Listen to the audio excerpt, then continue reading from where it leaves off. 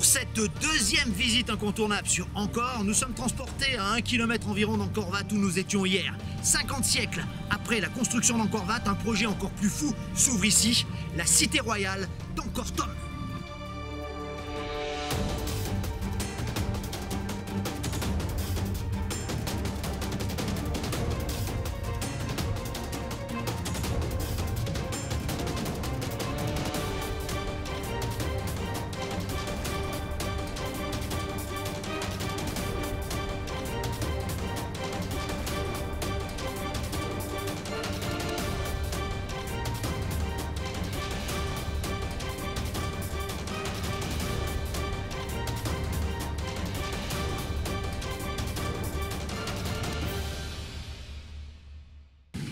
Derrière moi, le fameux pont où un naga est tiré. Les dévas d'un côté, les dieux et les démons de l'autre sont en train de faire le fameux épisode du barattage de la mer de lait pour obtenir le fameux élixir de vie. La porte est magnifique, il y a énormément de monde, prenez votre temps. À midi, comme c'est au cas aujourd'hui, on peut être presque tout seul le long de la rivière, on peut même faire une balade pour assister à ce spectacle assez magnifique et cette entrée monumentale.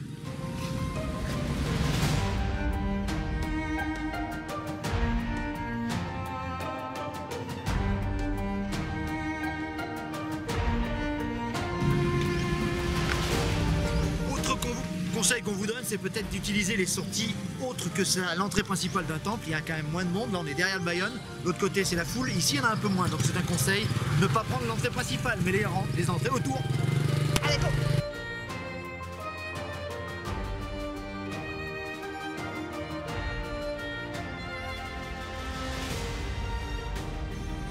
En son cœur se dresse le sublime et énigmatique temple du Bayon, symbole de l'âge d'or d'Angkor au XIIe siècle.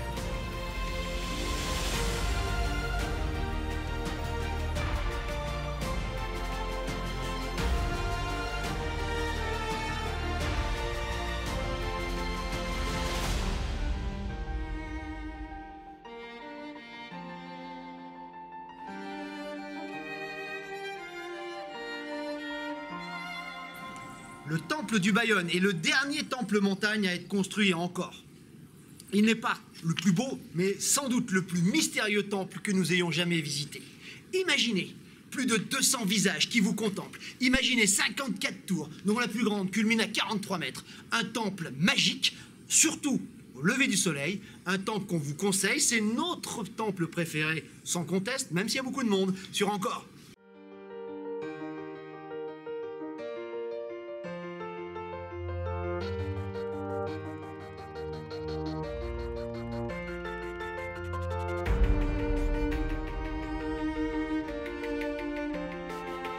On a dénombré pas moins de 216 visages. Tous sont énigmatiques, un sourire aux lèvres quasiment.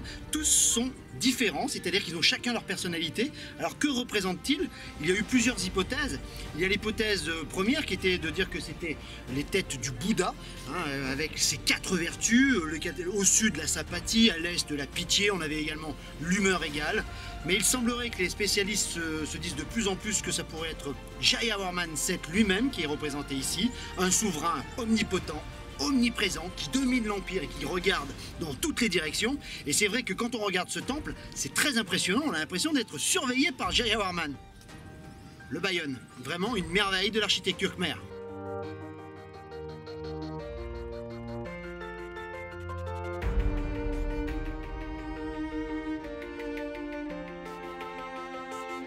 Comment éviter ça?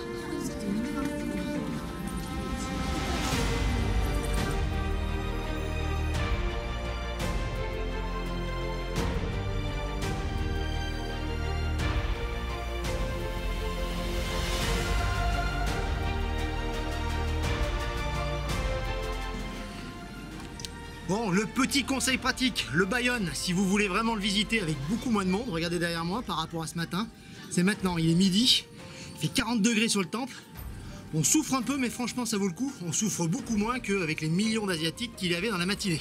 Donc le bon plan du Club des Baroudeurs, visiter le Bayon à midi. Amenez de l'eau, il va falloir en prendre.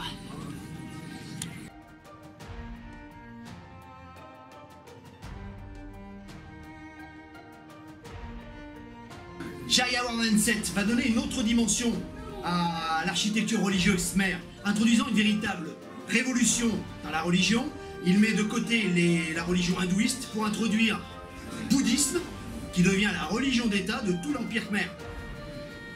Bouddha est la divinité tutélaire du temple du Bayon. Mais attention, tout n'est pas aussi simple comme à Angkor Wat.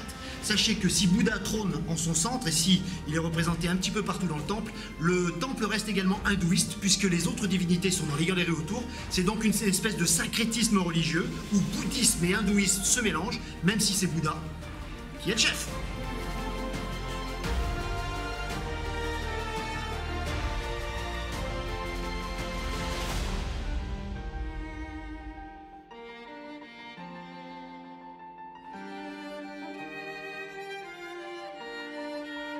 Outre son esthétisme et son charme fou, le Bayon recèle un véritable trésor artistique et historique.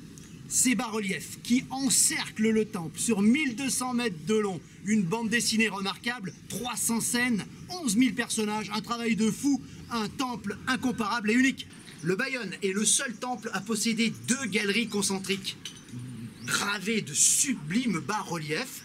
La galerie intérieure représente plutôt des scènes brahmaniques, des scènes religieuses. Quant à la galerie extérieure, et c'est là que c'est extraordinaire, unique à Angkor, elle relate la vie quotidienne des habitants d'Angkor, c'est assez rare pour être noté. Elle relate également les grands épisodes historiques, la propagande du grand roi Jayawarman VII.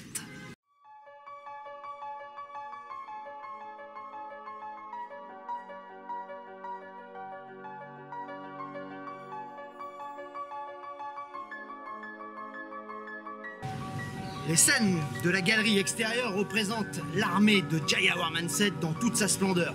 Armée composée d'éléphants, de nombreux soldats un petit peu partout. Elle reflète la puissance d'un roi, mais également l'histoire de ce roi. Je vous rappelle que Jayawarman VII a conquis le pouvoir par la force et qu'il est arrivé après l'invasion des Chams et qu'il a dû combattre pour acquérir son pouvoir.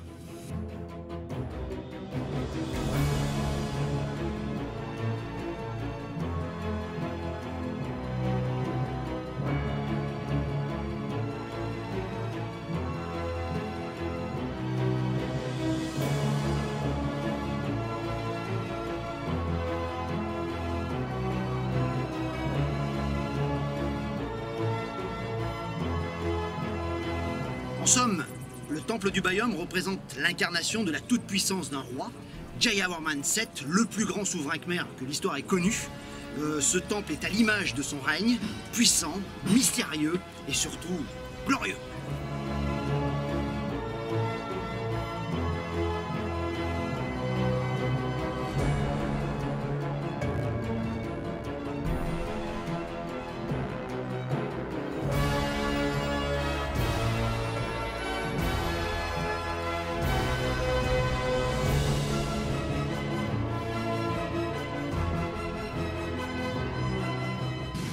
Angkor a beau être une vieille mémé qui date du Moyen-Âge, la ville et les temples restent bien vivaces. Les cérémonies bouddhistes sont encore en action aujourd'hui et beaucoup de bouddhistes viennent visiter les temples. Ces temples sont encore en activité depuis des siècles, c'est assez extraordinaire.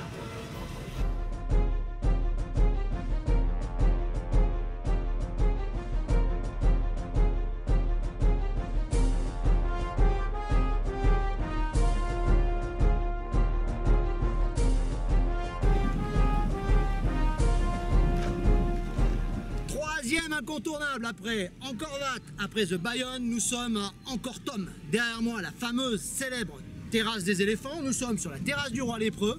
C'est parti pour la visite. Le nom d'Angkor Thom veut dire la grande cité. Elle a été la dernière grande capitale de l'Empire angkorien. Imaginez qu'ici, un immense palais royal avait autrefois été édifié. Imaginez également qu'ici, une ville titanesque, 4 fois Paris, 750 000 habitants quand même, la plus grande ville du monde au XIIe siècle.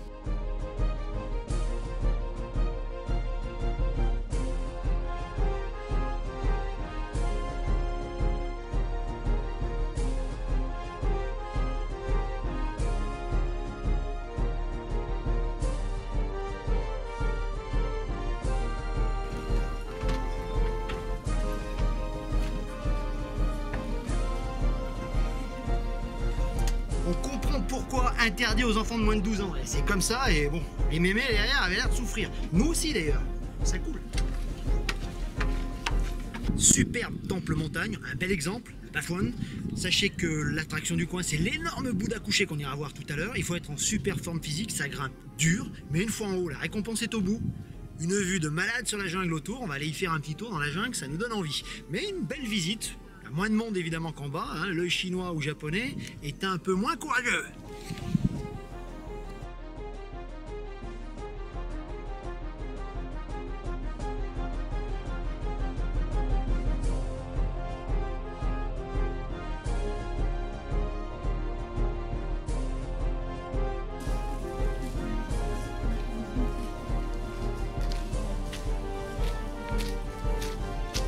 On peut plus y monter.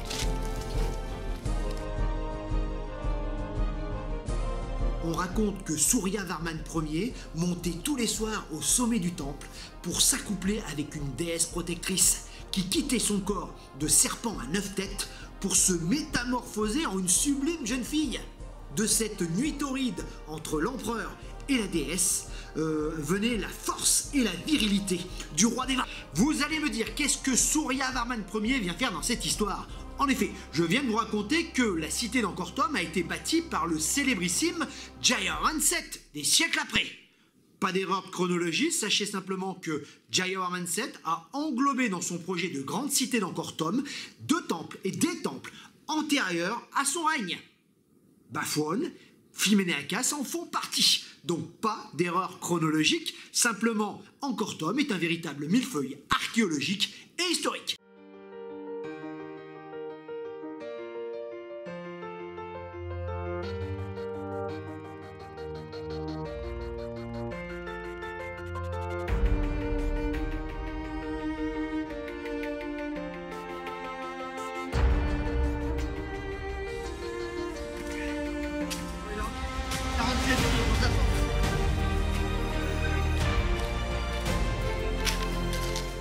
Petit conseil pour visiter Angkor Thom, une fois que vous avez visité le Bafouane, vous descendez carrément de l'autre côté et là il y a un petit chemin qui longe toute la lisière de la jungle. On passe à travers des portes monumentales, un pulse géant est étalé au sol, des pierres de tous les côtés, c'est charmant, beaucoup moins de monde évidemment.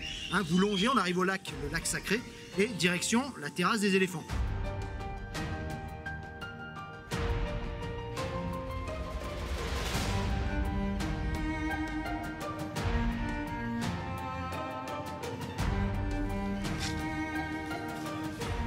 On est au milieu de la jungle et c'est vrai quand on est ici, très difficile d'imaginer qu'autrefois une ville de 750 000 âmes habitait ici, une ville extraordinaire, la plus grande ville du monde au Moyen-Âge. Paris à côté était une petite bourgade.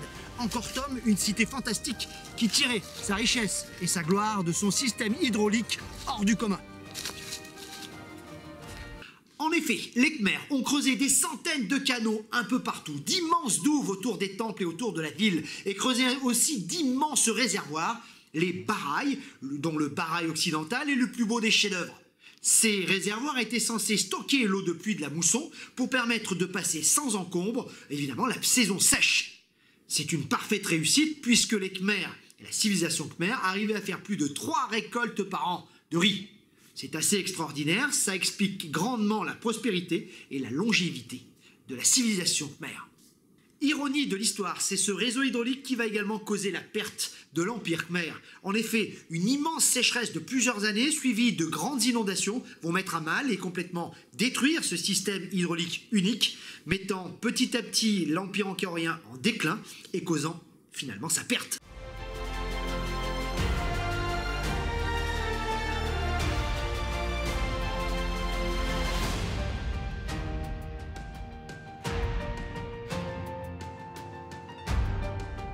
Au bout du chemin, le ravissant temple de Phra Palelai. Il est derrière moi, un style bouddhiste comme vous pouvez vous en apercevoir, mais pas seulement. Derrière un énorme prasat, on est perdu au milieu de la jungle. À quoi? À peut-être 200 mètres des terrasses des éléphants. Magique, Phra Palelai.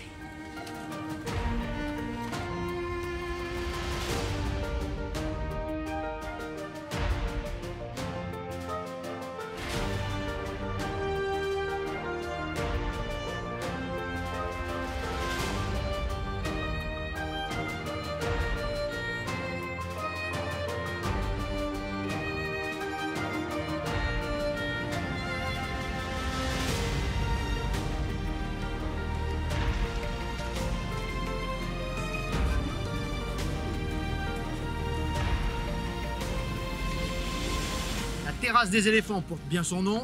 Éléphant tricéphale à 3 têtes.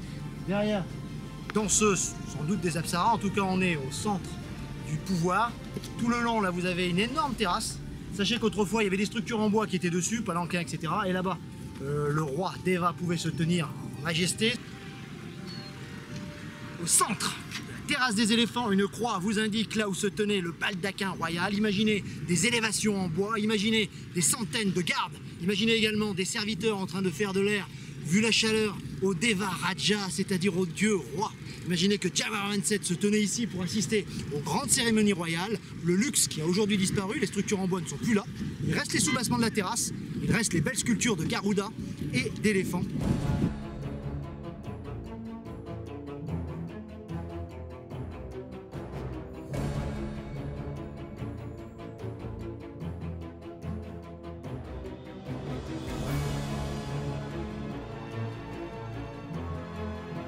L'intérêt finalement est en dessous, au niveau des soubassements. Et c'est vrai que là, il y a des sculptures assez remarquables. Des centaines, des milliers de Garuda, oiseaux mythiques, sont en train de soutenir la terrasse. C'est assez étonnant, assez magique. Là-bas, encore des éléphants un petit peu partout.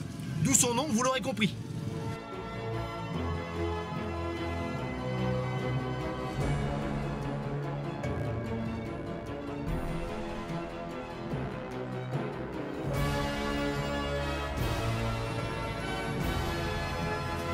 Des scènes étonnantes de combat d'éléphants.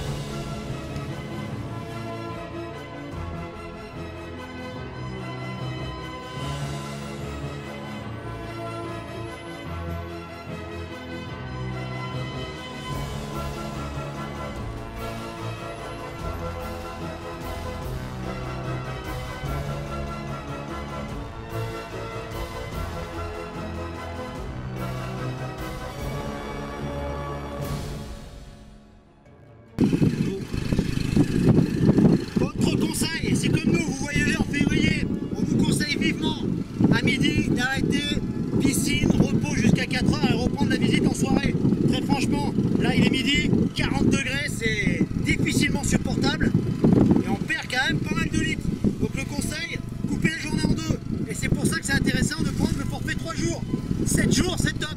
On vient le matin, on vient le soir et là, on découvre encore comme jamais.